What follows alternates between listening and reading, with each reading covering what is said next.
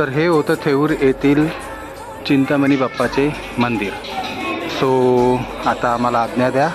आम्ही आमच्या चॅनलवर असेच व्हिडिओ आणत राहतो. सो प्लीज तुम्ही आमच्या चॅनलला सबस्क्राईब करा, लाईक करा आणि शेअर करा. Thanks for watching.